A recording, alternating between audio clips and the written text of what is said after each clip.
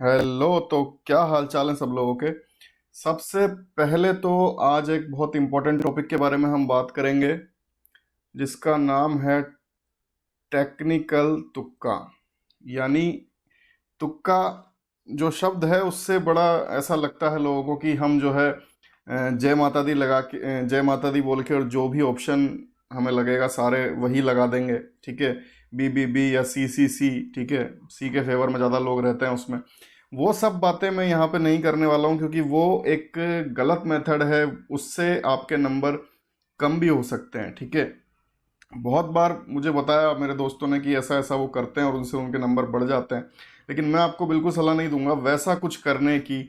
जब हम कुछ अपनी आंखें खोल के कर सकते हैं, अपना दिमाग खोल के कर सकते हैं, तो हमें बंद करके नहीं करना चाहिए मेरे हिसाब से। जब ऐसी चीज़ें अवेलेबल हैं जो मैं आपको आगे बताऊंगा, ठीक है, इस वीडियो को पूरा ज़रूर देखें, क्योंकि इसको और कुछ भी मिस ना करें इसमें, क्योंकि लास्ट तक जब आप इसको देखेंगे और आपको फिर भी एक बार समझ में नहीं आता, दो बार तीन बार देखेंगे तो आप कॉन्फिडेंट महसूस करेंगे। और ये तो नहीं बोल सकता कि आपकी अगर बिल्कुल पढ़ाई नहीं है तो आपका सिलेक्शन हो जाएगा, लेकिन हाँ, अगर आपकी ठीक ठाक पढ़ाई है, आप डेक पे हैं सिलेक्शन के, थोड़ा सा गैप है आपके और सिलेक्शन के बीच में, तो वो फुलफिल हो सकता है। अगर आप अच्छी तैयारी में हैं और ऑलरेडी सिलेक्शन की रेस में है तो आप रैंक ला सकते हैं। ठीक है, तो ये डिफरेंस ये वीडियो क्रिएट कर सकती है। ठीक है, इसलिए इसको ध्यान से देखिए। अब सबसे पहले तो इस शब्द से जो सब लोग बचते हैं, ठीक है, कि ऐसा नहीं करना चाहिए, तो सबसे पहली बात तो हम करते हैं कि तुक्का और नॉट, यानी इसका प्रयोग करना चाहिए या नहीं करना चाहिए। तो देखिए, ऐसा कुछ नहीं है कि जो इंटेलिजेंट लोग हैं, ठीक है, उन्हें नहीं करना चाहिए, या जो मतलब जिसने पढ़ाई नहीं करी है, डफर डल तो कोई मतलब नहीं है। जिसने पढ़ाई नहीं करी है, कहा जाए कि जिसने पढ़ाई नहीं करी है, स्टडी प्रॉपर नहीं करी, उसको ये फॉलो करना चाहिए, ऐसा कुछ नहीं होता। देखिए, आज का जो ज़माना है वो बहुत ही स्मार्ट लोग चाहिए, यहाँ पे स्मार्ट वर्क चाहिए। ऐसा नहीं कि सिर्फ पढ़ते ही रहने वाले लोग चाहिए।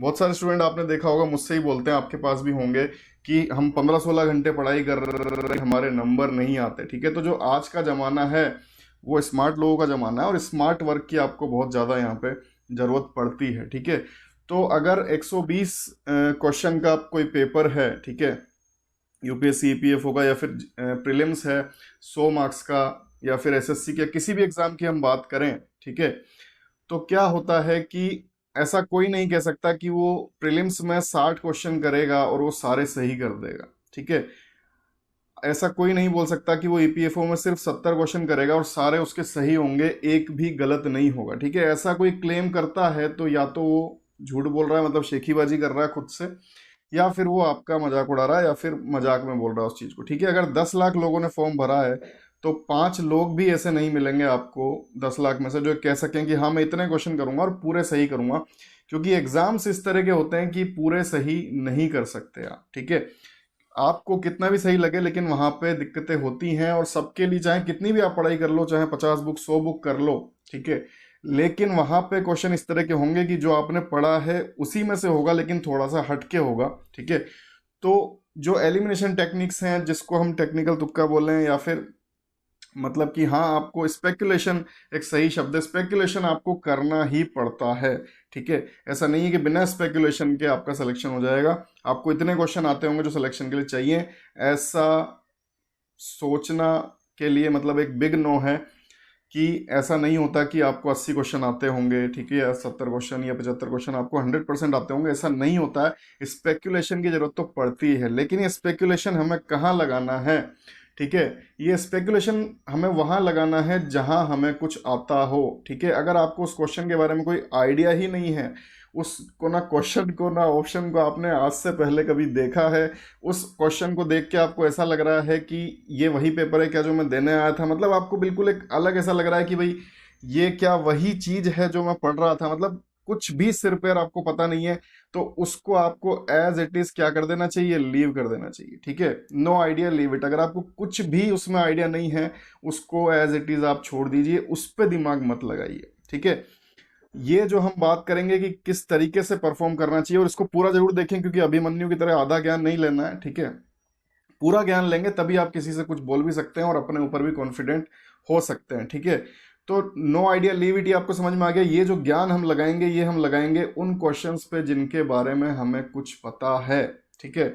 इसके बाद में नेगेटिव मार्किंग और हार्ड पेपर, ये चीज़ें क्या हैं, ये किस स्टूडेंट के लिए होती हैं और क्या ये अच्छी चीज़ें हैं या बुरी चीज़ें हैं। देखिए, नेगेटिव मार्किंग और हार्ड पेपर, पहले हम नेगेटिव मार्किंग की बात करते हैं। बहुत ही अच्छी चीज़ है, ठीक है। अगर नेगेटिव मार्किंग नहीं होगी तो क्या होगा कि कोई भी उठ के सारे क्वेश्चन सब लोग अटेम्प्ट करेंगे और उसमें तुक्के भी मारेंगे, सब कुछ करेंगे, जय माता दी भी चलेगा, सब कुछ चलेगा, और अल्टीमेटली कौन किसने पढ़ाई करी थी या नहीं करी थी वो पता नहीं लगेगा, ठीक है। तो ये बहुत ही अच्छी चीज़ है पढ़ने वालों के लिए, पहली बात। दूसरी बात, कोई भी जो ऑर्गेनाइजेशन है, जैसे एसएससी में 1/4 रहती है नेगेटिव मार्किंग और यूपीएससी में 1/3 रहती है मोस्टली पेपर्स में। तो ये एग्जामिनेशंस आपसे क्या चाहते हैं, ये एग्जामिनेशन आपसे ये नहीं चाहते कि आप एलिमिनेशन टेक्निक का यूज़ नहीं करें, दिमाग नहीं लगाएं, सब कुछ आपको आता हो, ये नहीं चाहते। ये इनको ही पता है कि सब कुछ नहीं आएगा, ठीक है। ये भी चाहते हैं आप एलिमिनेशन का यूज़ करें। ये सिर्फ इतना चाहते हैं कि जो तुक्का मार रहा है उसको कोई फ़ायदा नहीं होना चाहिए। जैसे मान लीजिए 4 क्वेश्चन आपने अटैम्प्ट किए, उसमें से एक आपका सही हो गया, 3 आपके गलत हो गए, ठीक है। एक आपका राइट है, 3 आपके रॉन्ग हैं। तो आपका एक राइट होने से आपको मान लीजिए कि 1 नंबर मिला, और 3 रॉन्ग होने से आपके 1/3 इंटू 3 यानी 1 नंबर आपका कट गया। तो आपका नलीफाई हो गई और चारों क्वेश्चन का मार्क जो हो गया वो 0 हो गया, ठीक है। इसी तरह एसएससी में अगर आप करते हैं तो 5 क्वेश्चन आपने करे, 4 आपके सही हैं, सॉरी 4 आपके गलत हैं और 1 आपका सही है, तो ये आपका नलीफाई हो गया, 0 हो गया, ठीक है। यानी अगर ऐसे ही आप तुक्के लगाते हैं रेंडमली, तब भी हर 4 तुक्कों पे प्रोबेबिलिटी के रूल से देखें तो 1/4 प्रोबेबिलिटी, क्योंकि 4 ऑप्शन होते हैं तो 1/4 प्रोबेबिलिटी हर एक ऑप्शन के सही होने की, और 4 क्वेश्चन के हिसाब से देखें तो 1 हो जाती है। यानी हर 4 क्वेश्चन में से लगभग अगर आप एक ही ऑप्शन लगाते हैं तो आपका एक सही होना चाहिए, ठीक है। रूल ऑफ प्रोबेबिलिटी ये कहता है। लेकिन यहाँ पे आप ये देख रहे हैं कि आपके 4 क्वेश्चन आपने एक्स्ट्रा करे और आपका कोई फायदा नहीं हो रहा। यहाँ पे अगर आपका एक भी क्वेश्चन एक्स्ट्रा करेक्ट हो जाता है, इन 4 में से आपके 2 सही हो जाते हैं, तो आप 1.33 मार्क्स ऊपर चले जाते हैं, ठीक है। 3 सही हो जाते हैं, 2.66 मार्क्स आप सीधे ऊपर चले जाते हैं। अगर एक भी आपका एलिमिनेशन से या ये जो टेक्निक में बताऊंगा उससे सही होता है तो सीधे 1.33 का आपको जंप मिलता है, बात करें यूपीएससी की, ठीक है। और एसएससी में 1.25। तो ये जंप एक एक नंबर पे आपको पता है बहुत कुछ बदल जाता है। तो ये जंप आपके बहुत काम करता है, और जो मैं तरीका बताऊंगा उस तरीके से जब आप चलेंगे तो मोस्टली सही होगा, ठीक है। 90% संभावना रहती है कि सही हो, गलत भी होता है तो हम इस रेंज में, मतलब कुछ तो हमें फायदा होगा, और आपका कुछ भी यहाँ पे मैटर करता है। छोटे से छोटा कुछ भी यहाँ पे बहुत कुछ होता है, ठीक है, क्योंकि छोटे छोटे नंबर ही मायने रखते हैं। अब हम बात करते हैं हमारे आज के टॉपिक की, टेक्निकल तुक्का बेसिकली होता क्या है और इसके लिए आपको क्या क्या करना होता है। तो सबसे पहले इसके प्रीरिक्विजिट जान लें। एग्जाम से पहले आपको क्या करना है, आपको शॉर्ट नोट्स बनाने होते हैं। अभी कुछ एग्जाम्स का लास्ट वीक चल रहा है, किसी का लास्ट मंथ चल रहा है, ठीक है। अगर आप अभी तक भी बड़ी बड़ी बुक्स से, बल्कि बुक्स से पढ़ रहे हैं, ठीक है, तो आप एक गलत ट्रैक पे हैं। मैंने आपसे पहले भी बोला है कि आपका जो सिलेबस है, आपकी जो भी बल्कि बुक्स हैं, वो आपकी शॉर्ट में कन्वर्ट हो जानी चाहिए बाय द टाइम, ठीक है। धीरे धीरे आपका जो सिलेबस है वो शॉर्ट नोट्स में आपका कन्वर्ट हो जाना चाहिए। आपको तैयारी करने में जिसमें पहले आपको 30 दिन लग रहे थे, अभी आपको उसमें घंटों में लगना चाहिए, ठीक है। वो होना चाहिए, पहली बात। दूसरी बात, शॉर्ट नोट्स आपके पास होने चाहिए लास्ट टाइम के लिए, मतलब लास्ट वीक लास्ट डे आप जो पढ़ के जाओगे, ठीक है, वो चीज़ें आपके पास अवेलेबल होनी चाहिए। अगर ये नहीं है, आप अभी बल्कि बुक से पढ़ रहे हैं, तो आप एक गलत ट्रैक पे हैं। सबसे पहला काम तो ये होना ही चाहिए, ठीक है, पहली शर्त है ये। उसके बाद दूसरा है फ्री बिफोर 1 आवर, 1 घंटे पहले आपको फ्री हो जाना है, ठीक है। इसका मतलब क्या है कि जब आपका पेपर है, मान लीजिए 10 बजे आपका पेपर है, तो आपको 9 बजे से पढ़ाई को अलविदा कह देना है, ठीक है। अलविदा कह देने का मतलब यह है कि जब देखिए आप, एक नॉर्मल सी ह्यूमन स्ट्रेटजी है, ह्यूमन थिंकिंग है कि अगर आप किसी काम को पहले से कर रहे थे और एकदम से आपको उसी में वो काम बोला जाता है दूसरा, ठीक है, यानी आप कुछ पढ़ते पढ़ते जा रहे हैं, ठीक है, आप 10 बजे जब एंटर हो रहे हैं तब भी आप मतलब बुक छोड़ के एंटर हो रहे हैं, तो आपके माइंड में ये 1 घंटे पहले का जो चीज़ें हैं वो चल रही हैं, और 10 बजे से जो आपको फ्रेश चीज़ें मिलेंगी 12 बजे तक के लिए, आप उनका सामना उस तरीके से नहीं कर पाएंगे जिस तरीके से कर पाते अगर आपने थोड़ा अपने आप को फ्री रखा होता, ठीक है। तो अगर 1 घंटा भी आप अपने आप को फ्री रखेंगे तो यहाँ पे फिर जब आपको पेपर मिलेगा तो आप एक कह सकते हैं भूखे भेड़िए की तरह, भूखे शेर की तरह उस पर टूटेंगे। ठीक है, तो ये आपको चीज़ बहुत हेल्प करेगी, और आपकी जो रीजनिंग एबिलिटी, आपकी जो तार्किक क्षमता है, उस पर चीज़ बहुत इफेक्ट डालती है कि आप अपने आप को थोड़ा सा फ्री रखते हैं। ठीक है, इससे आपकी रीजनिंग पावर इंक्रीज हो जाती है। और बात करें कम्पिटिटिव एग्जाम्स एमसीक्यू वालों में, उनमें बहुत फ़ायदा करता है कि आप थोड़ा सा टाइम अपने आप को दें पहले। ठीक है, अब जब आप टूटेंगे इस पेपर पे, तो वहाँ पे एग्ज़ाम में आपको इन एग्ज़ाम क्या करना होता है। ठीक है, तो देखिए सबसे पहली चीज़ तो है, don't religiously follow the sequence. कुछ बच्चे होते हैं जो दिल लगा लेते हैं, दिल लगी कर लेते हैं कि नहीं मैं तो साहब 1 2 3, मतलब प्रॉपर, अगर मुझे तीसरा नहीं आएगा तो मैं चौथा छूंगा ही नहीं। ठीक है, यानी बहुत दिल लगा लेते हैं उस पर, रिलीजियसली उसको फॉलो कर लेते हैं सीक्वेंस को। ठीक है, उससे क्या होता है, किसी भी एग्जाम में आप कहीं से भी शुरू करें, आप शुरू से शुरू करें 1 से, आप 100 से शुरू करें, आप 20 से शुरू करें, आपको इस तरीके से दिया जाता है कि आपको होपलेस कर दिया जाएगा। ठीक है, यानी आप शुरू से कर रहे हैं, आपको 10 क्वेश्चन नहीं आया, आप लास्ट से कर रहे हैं, आपको 10 क्वेश्चन, 20 से कर रहे हैं, आपको 10 क्वेश्चन नहीं आया, आप होपलेस हो जाओगे। आपको लगेगा कि यार अपन ने तो कुछ पढ़ा ही नहीं है, और आप अपने आप को कोसने लग जाओगे कि मैं ही गधा हूँ, मैं ही ऐसा हूँ, मैं ही वैसा हूँ, जिसने पढ़ाई नहीं करी, बाकी सारी दुनिया तो पढ़ रही थी। जब ये सोच आप लेके आ जाते हो, तो आपके जो आगे जो क्वेश्चंस हैं, जो आपका इंतजार कर रहे थे, जो आपको आते थे, वो आपके छूट जाते हैं। ठीक है, तो पहली बात तो रिलीजियसली तो फॉलो कभी करना ही नहीं है, इससे दिल नहीं लगाना है। आता है करते जाओ, नहीं आता छोड़ते जाओ।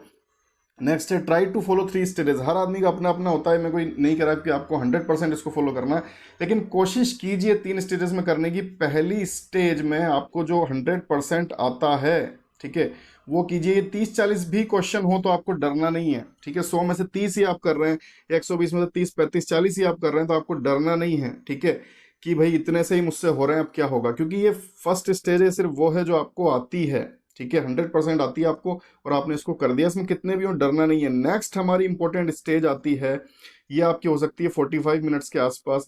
नेक्स्ट भी आपकी 45 मिनट्स के आसपास हो सकती है, जिसमें आप वो करेंगे जो, ये मैं बात कर रहा हूँ 2 घंटे वाले पेपर के लिए। ठीक है, इसमें आप वो करेंगे जो आपको मतलब 50 से लेके और आपके 90% आपको आते हैं, मतलब जो आपको सबकॉन्शियस माइंड में है, कॉन्फिडेंस नहीं बन रहा पहली बार में, उनको आप छोड़ दीजिए। दूसरी बार जब आप नए सिरे से, वही भूखे भेड़िए भूखे शेर वाली बात है, जब आप नए सिरे से इस क्वेश्चन को देखेंगे, तो हो सकता है आपको सेकंड रीडिंग में एक बार में ये आ जाएं। ठीक है, और थर्ड बार में आप उनको छोड़ देंगे जिनके बारे में आपको कोई आइडिया नहीं है कि एलिमिनेशन टेक्निक या किसी तरीके से अगर आप उनका आंसर कर सकते हैं तो। ठीक है, और नहीं फिर भी कोई क्लू है तो उसको छोड़ दीजिए। इसके बाद हम नेक्स्ट चीज़ पे चलते हैं, जो बहुत बहुत इंपॉर्टेंट है। मैंने हमेशा मेरे वीडियोस में आपसे कहा है, और फिर से वही बात यहाँ पे है, डोंट बी होपलेस। मैंने जितने भी एग्जाम्स क्लियर किए हैं, एमसीक्यू टाइप के लिस्ट आपको मिल जाएगी इन्फो सेक्शन में, लेकिन मैंने हर एग्जाम में ये फील किया है, चाहे वो एसएससी हो, यूपीएससी हो, बैंक हो, कोई भी एग्जाम हो, कि एमसीक्यू टाइप का जो एग्ज़ाम है उसमें मैंने फील किया है कि मेरे साथ बहुत अच्छे अच्छे कंपटीटर थे। जब मैं बैंक का एग्ज़ाम देने गया तो मैं बैंक के लिए वास्तव में पढ़ ही नहीं रहा था, एसएससी के लिए गया एसएससी के लिए नहीं पढ़ रहा था, यूपीएससी के लिए गया तो चलो यूपीएससी के लिए तो ठीक है मैंने पढ़ाई की थी, लेकिन फिर भी मुझसे बहुत अच्छे अच्छे कंपटीटर थे। ठीक है, यानी जो पिछली बार के इंटरव्यू तक गए हुए बच्चे थे यूपीएससी में, वो मेरे साथ प्रीलिम्स में बैठे थे और उनका नहीं हो रहा था और मेरा हुआ। ठीक है, क्यों ऐसा होता है कि कई बार मतलब बहुत अच्छे अच्छे कंपटीटर पीछे रह जाते हैं, और बहुत नए फर्स्ट टाइमर्स भी उनको बोल सकते हैं, या फिर जिनको कुछ उतना नहीं पता है, वो क्यों सेलेक्ट हो जाते हैं, जो मैंने अपने साथ फील किया है। Don't be hopeless. आपको कभी भी होपलेस नहीं होना है, आपको निराश नहीं होना है, आपको खुद को कोसने नहीं लग जाना है, आपको डाउन नहीं करना है खुद को। ठीक है, जो मैंने आपको बोला कि हम ये सोचने लग जाते हैं कि मैं ही गधा हूँ, मैं ही ऐसा हूँ, मैं ही वैसा हूँ, या गधी हूँ, जो भी हूँ, और मैंने ही पढ़ाई नहीं करी है, बाकी सब बच्चे पढ़ रहे थे, सब टीचर बोल रहे थे, लेकिन मैंने ही पढ़ाई नहीं करी है। ये एक बार आपके सोच आ जाती है, आप यहीं से फेल हो जाते हो। ठीक है, सोच कौन सी होनी चाहिए, सोच ये होनी चाहिए कि अगर मुझे नहीं आ रहा है तो फिर किसी को भी नहीं आ रहा होगा।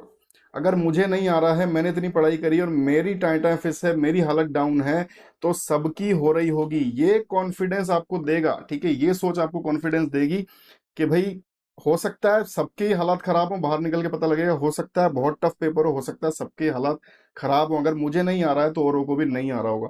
ये सोच आपको लेके चलनी है, होपलेस कभी नहीं होना। देखिए जो कम्पिटिटिव एग्जाम के पेपर हैं वो आपको तोड़ने के लिए बनते हैं, और उनमें आप जितना भी रहेंगे, जितना भी कोशिश करेंगे, वो आपको तोड़ने का प्रयास करेंगे। और जो भी आप जॉब लेके निकलेंगे वहाँ भी आपको नहीं टूटना है। जैसे आईपीएस, आईएएस, ठीक है, ये सारी पोस्ट हैं, एसएससी या जो भी पोस्ट आपको मिलती है, इवन बैंक भी, वहाँ पे इस तरह की सिचुएशंस आती हैं कि आपको टूटना नहीं है। कोई ग्राहक आपसे आके नाटक करने लग गया, ठीक है, या फिर आईएएस आईपीएस के लेवल पर देखेंगे कितने बड़े बड़े पंगे लेने होते हैं।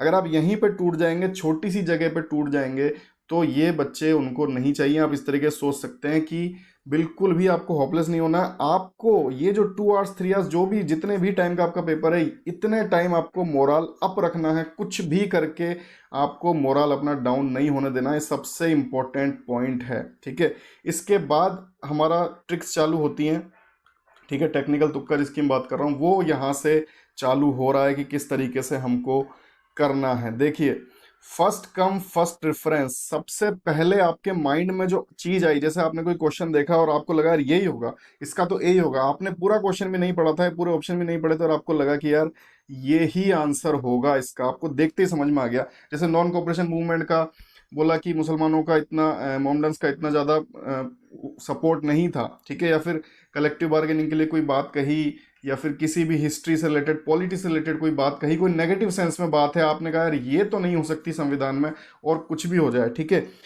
तो ऐसी कोई चीज जो आपको लग रहा है कि यार ये तो बिल्कुल 100% है, या फिर बिल्कुल 100% नहीं है, ठीक है, उन चीजों पे आपका सबसे पहले ध्यान जाना चाहिए। होता क्या है कि आप लोग जब इतनी पढ़ाई करते हैं, सालों महीनों आप लोग पढ़ाई करते हैं, ठीक है, तो होता क्या है कि आपके सबकॉन्शियस माइंड में कहीं ना कहीं वो चीज होती है, ठीक है, आपके सबकॉन्शियस माइंड में वो चीज होती है, लेकिन आपने इतनी सारी चीजें पढ़ी हैं कि आप कॉन्फिडेंस बिल्डअप नहीं कर पाते, ठीक है। और उस वजह से आपको लगता है कि मुझे और पढ़ना चाहिए, और जब आप पूरा क्वेश्चन पढ़ लेते हैं, 4 ऑप्शन पढ़ लेते हैं, तो आप उसमें कंफ्यूज हो जाते हैं। 90% जो आपका सबकॉन्शियस माइंड है वो सही बोलता है, उस पर बिलीव करना। जो आपको सबसे पहले, स्पेशली इंग्लिश के पेपर में, आपको ये नहीं पता कि एरर क्यों है, लेकिन आपको लगता है यही एरर है। आपको नहीं पता कि ये इसका सिनोनिम, एंटोनिम या वन वर्ड क्यों है, लेकिन आपको लगता है कि यार यही है, ठीक है। तो आपका सबकॉन्शियस माइंड आपसे सच बोलता है, क्योंकि कहीं ना कहीं आपने उस चीज़ को इतना पढ़ा है, लेकिन इतनी सारी चीज़ें पढ़ ली कि आप कॉन्फिडेंस बिल्डअप नहीं कर पा रहे, इसलिए आपको वहां पे दिक्कत आती है, ठीक है। तो सबकॉन्शियस माइंड पे अपने बिलीव कीजिए। सबसे पहले आपका थॉट आता है, 90% वो सही होता है, लेकिन इसका मतलब ये नहीं कि बाकी ऑप्शन आपको नहीं देखने हैं। ऑप्शन आपको देखने हैं, क्योंकि कई बार सारे ऑप्शन सही होकर नीचे ऑल ऑफ द अबव आपको मिल सकता है, ठीक है, या फिर A and B, B and C, इस तरह के ऑप्शन मिल सकते हैं। तो इसलिए आपको ऐसा नहीं है कि देखना ही नहीं है और ऑप्शन, लेकिन 90% जो आपका फर्स्ट थॉट होता है वो सही होता है। इसके बाद में हम बात करते हैं कि आगे आपको क्या करना है अगर आपको कोई फर्स्ट थॉट नहीं आ रहा है, ठीक है।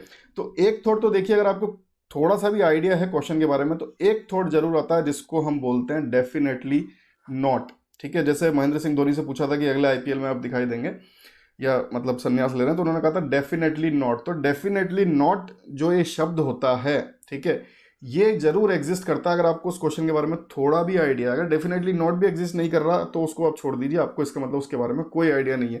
लेकिन डेफिनेटली नॉट अगर एग्जिस्ट कर रहा है, आपको पता है कि यार ये तो नहीं हो सकता, दुनिया जहान इधर से उधर हो जाए, लेकिन ये ऑप्शन नहीं हो सकता, ठीक है, उस ऑप्शन को आप हटा दीजिए। डेफिनेटली नॉट आपकी बहुत, ये जो रूल है आपकी बहुत हेल्प करेगा पेपर में। जो नहीं हो सकता उसको आप बिल्कुल एलिमिनेट कर दीजिए और फिर नए सिरे से सोचिए। बाकी 3 को सिर्फ देखिए, आपको वहां से रास्ता मिल जाएगा। अब आगे का रास्ता हमको किस तरह से मिलेगा? कुछ कीवर्ड्स होते हैं, ठीक है, करेक्ट के लिए भी होते हैं, इनकरेक्ट के लिए भी होते हैं, और कुछ क्वेश्चंस में प्रिकॉशनरी होते हैं जिन पे आपको ध्यान जरूर देना होता है। ये आपको आगे का रास्ता बताएंगे। जैसे नॉट एक कीवर्ड है, ये 10 से 11 क्वेश्चन मिलेगा अगर यूपीएससी की मैं बात करूं, ठीक है। यूपीएससी की अगर स्पेशली बात की जाए तो 10 से 11 क्वेश्चन आपको इस तरह के मिलेंगे। 10% पेपर लगभग आपको ऐसा मिलेगा जिसमें नॉट या इनकरेक्ट ये कीवर्ड होंगे। और अगर आप इन्हें इन्हें छोड़ दिया और कॉन्फिडेंस में पहला ऑप्शन पढ़ा और आपको लगा कि सर ने बोला था जो आता है वो सही होता है, और आपने लगा दिया, बाकी क्वेश्चन नहीं पढ़ा और आपने मतलब जल्दी जल्दी में इनकरेक्ट या नॉट को छोड़ दिया, तो ये आपका गलत हो जाएगा, ठीक है। तो ये आपको बहुत ध्यान रखना होता है कि नॉट अगर क्वेश्चन में है कि इनमें से क्या सही नहीं है, या फिर कोई चीज़ आपको दे दी कि कंस्टिट्यूएंट असेंबली के बारे में क्या सही इनमें से नहीं है, ठीक है, तो इनकरेक्ट या फिर नॉट ये शब्द आपका बहुत काम करते हैं और इस तरह के क्वेश्चन ईजी हो जाते हैं। अगर आप मतलब सही में फॉलो करेंगे तो जहां नॉट इनकरेक्ट, जैसे एंटोनिम में आपको भले ही मतलब ना पता हो, एंटोनिम को करने का सबसे बढ़िया तरीका क्या होता है, इंग्लिश का जो एंटोनिम होता है, सिनोनिम आप उतने आसानी से नहीं कर पाएंगे, उसके लिए आपको मतलब पता होना चाहिए। लेकिन एंटोनिम में ज़्यादातर 99% पेपर में including UPSC odd man out चलता है। ठीक है, ऑड मैन आउट ये रूल फॉलो होता है, यानी जो भी आपको उन चारों ऑप्शन में से अलग कुछ दिख रहा है, ऑफ साइड बिल्कुल अलग जा रहा है, ठीक है, तो वही आपका आंसर होगा। ठीक है, क्योंकि एंटोनिम है, आपको गलत बताना है। उसी तरीके से यहाँ पे जो नॉट वाले क्वेश्चन है वो रेस्पेक्टिवली सही हो, मतलब सिंपल हो जाएंगे अगर आप उनमें ध्यान देते हैं कि नॉट है, इनकरेक्ट है, तो आपको जो नेगेटिव बातें उनको हटा देनी है। अगर आप इसमें कंफ्यूज हो जाते हो तो आपको पेन एंड पेपर मोड है, आराम से इसको आप अंडरलाइन कर लीजिए, या फिर इस नोट को काट के आप उल्टा लिख दीजिए। जैसे आपसे पूछा है कि इसके विरोधी क्या होंगे, तो आप समर्थक लिख दीजिए। ठीक है, आपसे पूछा है इसके बारे में क्या सही नहीं है, तो आप उस पर गलत लिख दीजिए कि भाई इसके बारे में क्या गलत है। ठीक है, तो कुछ भी आप उस क्वेश्चन में मार्क कर लीजिए अपनी सुविधा के लिए, लेकिन इस तरह क्वेश्चन रिलेटिवली इजी हो जाएंगे अगर आप इसको पूरा फॉलो करेंगे। ऑड मैन आउट यहाँ पे लग जाएगा, और इसमें किस तरीके से लगेगा आगे हम बात करते हैं। एक जो क्वेश्चन में प्रिकॉशनरी चीज होती है जो अधिकतर भूल जाते हैं हम लोग, लेवल, किस लेवल पे वो क्वेश्चन पूछा गया है, इंडिया के लेवल पे पूछा गया है, वर्ल्ड लेवल पे पूछा गया है, किसी राज्य के लिए पूछा गया है, यानी उसमें पूछा बेसिकली क्या गया है। ठीक है, लेवल का हम छोड़ देते हैं और हमको जो आंसर पता है हम लगा देते हैं। जैसे इंडिया के लेवल पे पूछा तो इंडिया का भी ऑप्शन उसमें मिलेगा, वर्ल्ड लेवल पूछा उसका भी ऑप्शन मिलेगा, ऑप्शन आपको सारे मिलेंगे, और आपको जो पहला दिख जाएगा लेवल आपने देखा नहीं है, आप उसको कर देंगे टिक। तो लेवल को भी देखना बहुत जरूरी है, जितना नॉट और इनकरेक्ट। लेकिन नॉट और इनकरेक्ट तो बहुत ज़्यादा मैटर करता है, क्योंकि 10 से 11 क्वेश्चन, यानी लगभग 10% आप इस क्वेश्चन का वेटेज मान सकते हैं जो वहां पे कवर करेगा। ठीक है, और इसको उतना ही ध्यान से अगर आप करेंगे तो ये 10% नंबर आपके हो सकते हैं। ठीक है, इसके बाद हम बात करेंगे कीवर्ड्स क्या होते हैं। क्वेश्चन आपसे खुद बताता है, खुद बोलता है कि भाई ये आंसर मेरा हो सकता है। क्वेश्चन आपसे बातें करता है, आपको उसकी भाषा समझ में आनी चाहिए। ठीक है, मैटर वो करता है। तो क्या कीवर्ड होते हैं, करेक्ट आंसर के लिए क्या कीवर्ड होते हैं, तो देखिए ऑल ऑफ द अबोव, ये क्वेश्चन, ये जहां पे ऑप्शन में रहता है इसकी 90% संभावनाएं होती हैं कि ये सही होगा। ठीक है, क्योंकि ऊपर की चीजें अगर आपको एक तो सही लगी रही है, अगर दूसरी भी आपको हल्की सी भी सही लगती है, 90% लगा दीजिए, मेरी बात मान के, मतलब ऑल ऑफ द अबोव लगा दीजिए, क्योंकि अगर एक सही है, दूसरी भी थोड़ी सी सही है, तीसरी भी हो ही जाएगी। 90% ऑल ऑफ द अबोव होता है अगर आपको ज्यादा आइडिया नहीं है उस क्वेश्चन के बारे में तो। ठीक है, इसके बाद है वेल डिफाइंड बिग ऑप्शंस, जो बहुत ही अच्छी तरीके से, जिसे हम बोल सकते हैं कि बहुत ही माइन्यूटली, बहुत ही डिस्पर्जन, मतलब बहुत ही अच्छे तरीके से डिफाइंड ऑप्शंस होते हैं, जो थोड़े बड़े होते हैं। आपसे कुछ पूछा गया इसकी परिभाषा क्या है, और बहुत अच्छे से कुछ डिफाइंड है, ये नॉट वाले में नहीं काम करेगा। ठीक है, पॉजिटिव ऑप्शन, मतलब पॉजिटिव क्वेश्चन होना चाहिए। ये जो कीवर्ड्स हैं इनके लिए, बाकी जो 90 क्वेश्चन है उन पे काम की चीजें हैं ये, कि जो आपका क्वेश्चन है पॉजिटिव होना चाहिए, उसमें कुछ ऐसा नॉट इनकरेक्ट जैसा कुछ नहीं होना चाहिए। ठीक है, तो वेल डिफाइंड जो बिग ऑप्शंस होते हैं उन पे ये बिल्कुल वर्क करेगा, ये लगभग सही होंगे 80-90%। इसके बाद इन्वर्टेड कोमास, अगर किसी क्वेश्चन में बहुत ही बढ़िया कोई अच्छी बात लिखी हुई है इन्वर्टेड कोमा में, ठीक है, जैसे आईएलओ या किसी ऑर्गेनाइजेशन के क्वेश्चन आ जाते हैं, फिलाडेल्फिया ट्रीटी या कोई ऐसे इकोनॉमिक समिट या फिर कोई एनवायरमेंट समिट, इस तरह क्वेश्चन, और वहां पे क्या बात कही गई, इन्वर्टेड कोमा में बहुत अच्छा सा कुछ लिखा हुआ है, तो मोस्टली आंसर वही होता है। ठीक है, इसके बाद अगर आपको कुछ भी उसमें आइडिया नहीं हो रहा है तो पॉजिटिव साइड ऑप्शन होना चाहिए। ठीक है, ये जो सारी हमारी संस्थाएं हैं, पेपर हैं, ये आपको एक पॉजिटिव इंसान बनाना चाहते हैं और आगे आप पॉजिटिवली ही काम करें। तो कुछ उसमें अगर नेगेटिव है, ठीक है, जैसे वुमेन एम्पावरमेंट के कोई खिलाफ जा रहा है कि उनको दबा दो, कोई बच्चों से काम करवाने के लिए जा रहा है, ठीक है, मजदूरों के लिए, किसी के लिए भी सॉरी, किसी के लिए भी कोई खराब बात है, ठीक है, आप उसे आंख बंद करके रूल आउट कर सकते हैं। आप उसको बिल्कुल ऑप्शन को हटा सकते हैं कि ये ऑप्शन नहीं होगा, जहां पे हल्की सी भी नेगेटिव सेंस में बात है। जो पॉजिटिव साइड के ऑप्शन है, जो अच्छी बातें कर रहे हैं, आपको सुनने में अच्छी लग रही हैं, ठीक है, वो ज्यादातर आंसर होते हैं। इसके बाद सिमेट्रिकल ऑप्शन, जिस तरह का क्वेश्चन है, ठीक है, वही मैंने अब आपसे बोला कि इस तरह के में जो 90 क्वेश्चन अलग होंगे नॉट के अलावा, उनके बारे में बात कर रहा हूं। एक सिमेट्रिकल ऑप्शन होना चाहिए, ऑफ सेट नहीं होना चाहिए।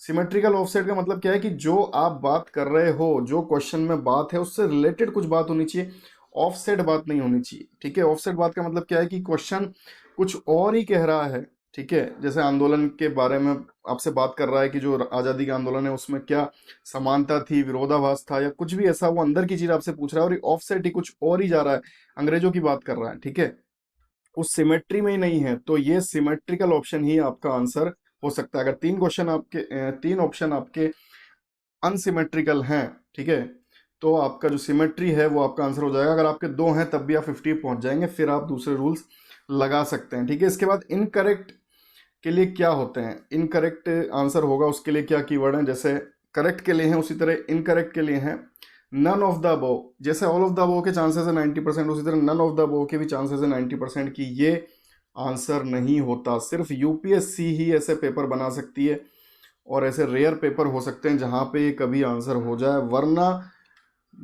बाकी जितनी भी संस्थाएं नन ऑफ द अबव कभी आंसर नहीं होगा। यूपीएससी में बहुत कम चांसेस हैं, ठीक है। तो ये मान के चलिए आपकी नन ऑफ द अबव बहुत ही मुश्किल कभी आंसर हो सकता है।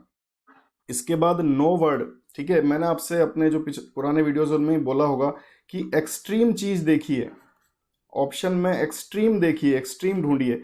एक्सट्रीम का मतलब क्या है, बहुत ही कोई ऊपर की बात कि भाई ये लोग ही अंदर आ सकते हैं, ये लोग ही आधार कार्ड बनवा सकते हैं, ये लोग ही इस योजना का लाभ ले सकते हैं, बाकी नहीं ले सकते, ये लोग ही कर सकते हैं, बाकी नहीं कर सकते, जो एकदम इलॉजिकल है, जो एक्सट्रीम कंडीशन है, ठीक है। तो एक्सट्रीम कंडीशन चलती नहीं है। पॉजिटिव साइड पेपर होता है, पॉजिटिव साइड ऑप्शन आंसर होते हैं, नेगेटिव साइड नहीं होते। एक्सट्रीम जो होगा वो आंसर नहीं होगा। एक्सट्रीम के लिए कीवर्ड क्या आएंगे, नो, कि भाई ये आदमी ये काम नहीं कर सकता, ओनली सिर्फ यही ये आदमी काम कर सकता है। अगर एक क्वेश्चन का मैं आपको पैटर्न बताता हूं जहां पे ये दोनों पैटर्न मैच हो जाएं कि नॉट और इनकरेक्ट हो, ठीक है, क्वेश्चन में आपके, और यहाँ पे ऑप्शन में हो ओनली, ठीक है, ये दोनों पैटर्न जहां मैच हो जाएंगे मोस्टली यही आपका आंसर होगा, ठीक है, क्योंकि ये दोनों ही एक्सट्रीमिटीज एक साथ मैच हो गई। नॉट और इनकरेक्ट आपसे पूछा गया है और ऑप्शन में है आपके पास ओनली, तो ये जनरली नहीं होता है, ठीक है, नो वाले जनरली नहीं होते। यही बात है नेगेटिव साइड, नेगेटिव सेंस और नेगेटिव साइड ऑप्शंस।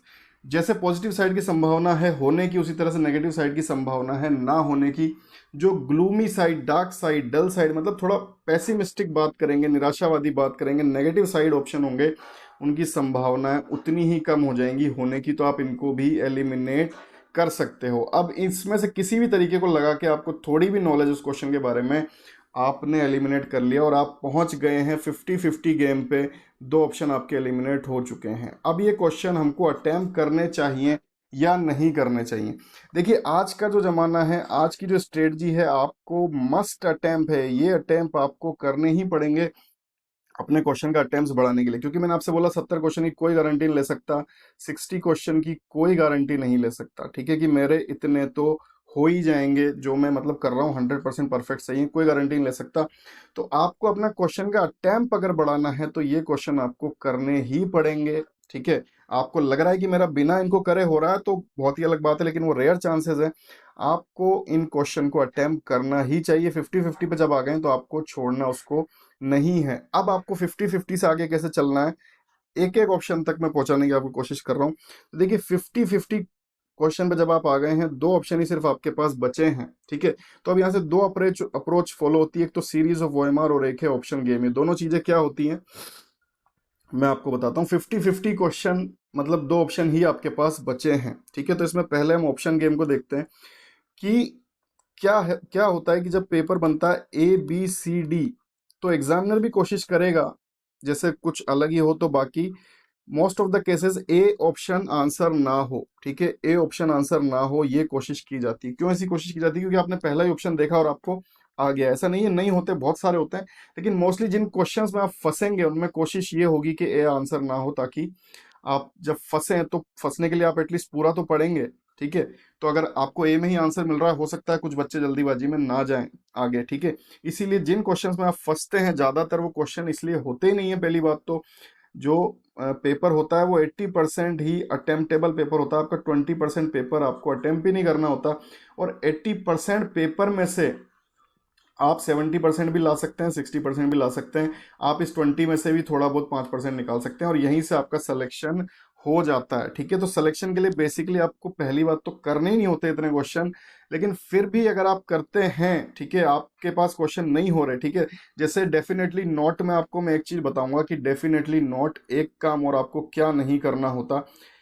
एक होता है बेयर मिनिमम, ठीक है, बेयर मिनिमम यानी मिनिमम एक कंसेप्ट होता है कि भाई इतने क्वेश्चन अगर आप कर रहे हो तो आपका कोई मतलब नहीं है पेपर देने का। जैसे 100 क्वेश्चन का पेपर है, एवरेज हम लेके चलते हैं, और 50 क्वेश्चन आप कर रहे हो, यानी आप कर ही 50 क्वेश्चन रहे हो। 120 में 60 कर लीजिए, 150 में 75, मतलब इस तरीके से 200 में 100 क्वेश्चन, 50% ही अगर आप क्वेश्चन कर रहे हो तो आपका पेपर देने का लॉजिक ही खत्म हो गया, क्योंकि इसमें से आपके 100% सही नहीं होंगे और आपके इसमें सिलेक्शन होने वाला ही नहीं है। ठीक है, तो इतने क्वेश्चन करके तो कोई मतलब ही नहीं है। ठीक है, इसलिए यहाँ से आपको आगे बढ़ना ही है। अगर आपके 60-70% आप क्वेश्चन कर रहे हो फुल गारंटी से तो बात अलग है, वरना आपको इनको मस्ट अटेम्प्ट है, इनको आपको अटेम्प्ट करना ही चाहिए। अब इनको अटेम्प्ट करने के लिए मैं आपको ऑप्शन गेम बता रहा था कि ए मोस्टली चांसेस होते हैं ना हो, डी के भी मोस्टली चांसेस होते हैं कि वो ना हो। ठीक है, क्योंकि डी में ऑल ऑफ द अबोव वगैरह रहते हैं, all of the above, none of the above, ठीक है, या एनी वन, इस तरह के कुछ रहते हैं जो डी के लिए ही बने हैं, तो डी में वो ही इसका क्राइटेरिया फुलफिल कर देते हैं। नॉर्मली क्वेश्चंस, फंसने वाले क्वेश्चंस का ए और डी में से संभावना कम रहती है कि उनके आंसर हों, तो बी और सी बचते हैं। ठीक है, बी और सी में से मोस्टली लोग सी को फॉलो करते हैं, लेकिन अभी क्योंकि सी तो एक बेसिकली पैटर्न बन चुका है कि सभी लोग तुक्का अगर मारेंगे तो सी को मारेंगे, तो आपको बी को फॉलो करना चाहिए। लेकिन ये चीजें मैटर करती हैं वहां पे आपका एलिमिनेशन से बच क्या रहा है। ये मैंने आपको जनरल एक बताया किस तरीके से एग्जामिनर करते हैं उस चीज को। ठीक है, दूसरी चीज है सीरीज ऑफ ओएमआर। जब आपका कोई क्वेश्चन नहीं अटेम्प्ट हो रहा, 2 क्वेश्चन में आप आके फंस गए हैं, तो आपको सीरीज देखनी है, ओएमआर की सीरीज। ठीक है, कि किस तरीके से वो सीरीज बन रही है, कुछ ना कुछ वहां पे एक ही ऑप्शन या फिर इधर उधर ए बी सी डी कुछ ऐसी सीरीज बनती है। ठीक है, अगर वो सीरीज बनती है और आपका भी उसी में से 1-2 ऑप्शन है, तो सीरीज के हिसाब से आपको जाना चाहिए। ये लास्ट चीजें हैं, जब आपके सारे असोल्ट फेल हो जाएं तो ये लास्ट असोल्ट है, एक ऑप्शन पे आप 4 में से कैसे पहुंचेंगे। ठीक है, तो ये तरीका है जो आपको बेयर मिनिमम में फॉलो करना है, और मोस्टली मतलब 99% इनकी जरूरत पड़ती है, क्योंकि स्मार्ट लोग, स्मार्ट वर्क वहां पे चाहिए। पेपर इसी तरह का होगा जो 100% अटेम्प्टेबल नहीं होगा, 100% आपको लाना भी नहीं है, लेकिन आपको कट ऑफ सिक्योर करने के लिए जो मार्क्स चाहिए वो आपको इन तरीकों को फॉलो करके निकालने पड़ते हैं। ठीक है, तो ये जो वीडियो था टेक्निकल तुक्के के लिए, इसको आप पूरा देख के एनालाइज करके अपने हिसाब से, ऐसा नहीं है कि मैंने बोल दिया तो आपको उस तरीके से फॉलो करना है। आपको कोई प्रेशर अपने दिमाग पे नहीं रखना है, ठीक है, कि इतना मुझे करना ही है, इतना मुझे नहीं करना है। कोई प्रेशर ना रखते हुए आपका वहां पे आपको डिसीजन लेना है कि भाई मुझे अब आगे क्या करना है। ठीक है, और उसी हिसाब से सारी रणनीति होनी चाहिए। सारी रणनीति पेपर में जाके फेल हो जाती है, इसीलिए जो वहां का सिनेरियो है उस हिसाब से जब आप फंस जाएंगे तब आप इनको यूज करेंगे। ठीक है, तो चलिए, जुड़े रहने के लिए धन्यवाद, और होप आपके इससे मार्क्स जो है वो इंक्रीज हो। ठीक है, किसी भी तरीके से आपके मार्क्स इससे इंक्रीज हो। गुड बाय, जय हिंद।